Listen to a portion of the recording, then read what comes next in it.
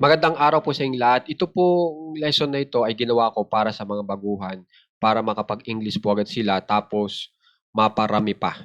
Okay? Ang maganda pa po dito ay ito pong gagawin nating English na mensahe ay binubuo lamang po ng dalawang salita. Isipin niyo po 'yun, dalawang salita lang, makakapag-English na po agad kayo ng tama. Tapos marami pa po kayong magagawa. Okay? Kaya sana po tapusin niyo po itong video na ito kasi napakalaki po nitong tulong na may bibigay sa inyo kasi araw-araw po itong nagagamit. Okay po? So, umpisahan na po agad natin. Dito na po agad tayo sa ating halimbawa. So, umpisa na po agad natin. Piliin mo ako. Piliin mo ako. Kapag in English po natin yan, dalawang salita lang po. Ang pwede nyo pong i-translate ay itong piliin lang bilang choose. Tapos ang isusunod nyo po agad ay yung ako bilang me. Choose me para sa piliin mo ako.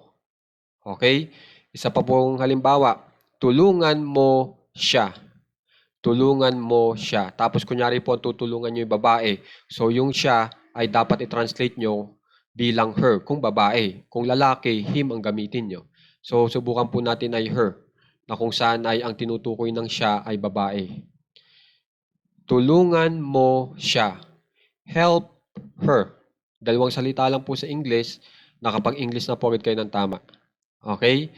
Sumunod, pasalamatan mo sila. Pasalamatan mo sila. Pag in English, dalawang salita lang din po. Thank them. Okay? Sumunod, bilhin mo ito. Bilhin mo ito. Kapag in English po yan, buy it. Okay? Sumunod, tanungin mo kami. Tanungin mo kami. Kapag in English po yan, ask us.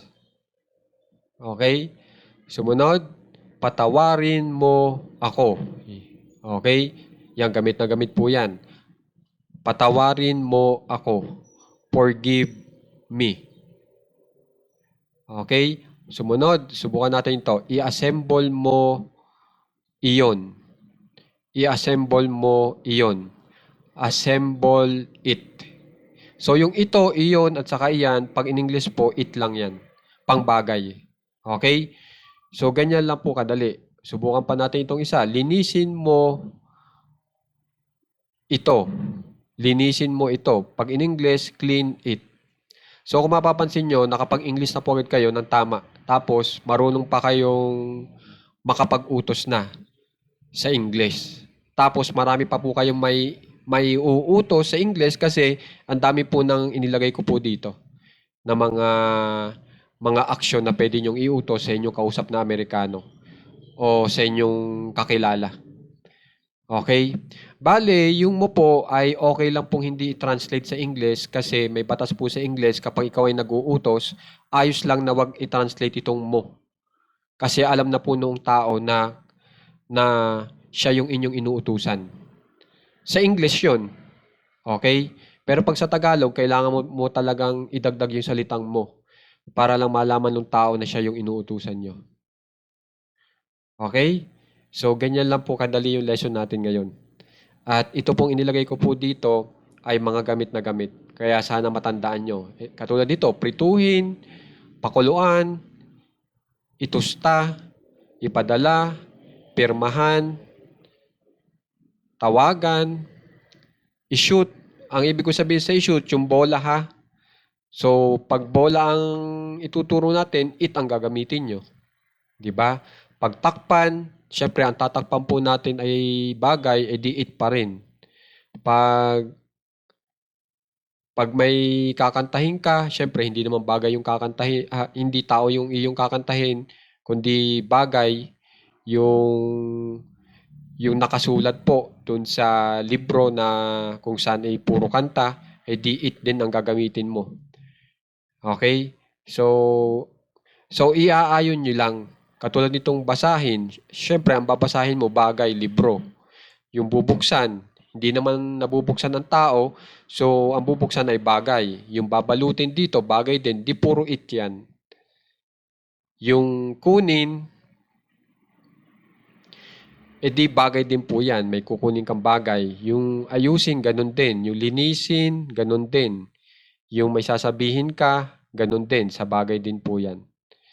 Yung forget, pwede yan sa tao o bagay. Forget her. Kunyari, forget her. Kalimutan mo siya. Okay, ganun po yun. So, sana po makikitandaan po lahat ng mga verbs natin na nandito na pwedeng gamitin pang utos. Okay? At ngayon, alam niyo na kung bakit hindi ko na po translate yung mo bilang you.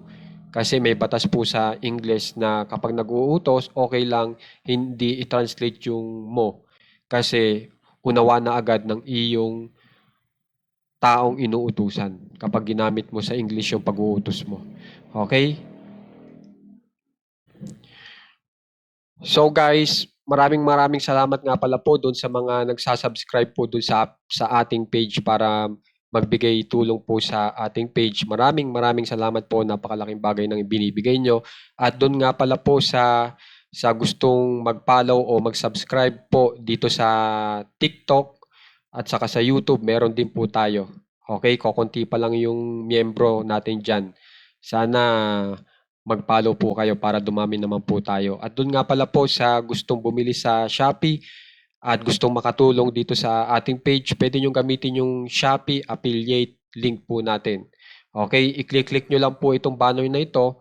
Tapos kayo na pong bahala kung ang bibilhin nyo yung mismong item na nasa page natin o yung item na gusto nyo.